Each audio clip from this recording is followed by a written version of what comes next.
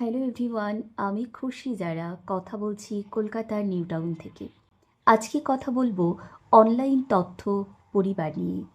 এমন একটি বিশ্বস্ত প্রতিষ্ঠান যেখানে সোশ্যাল মিডিয়ায় বিজনেস করার জন্য প্রয়োজনীয় নানা বিষয় খুব যত্ন সহকারে শেখানো হয়।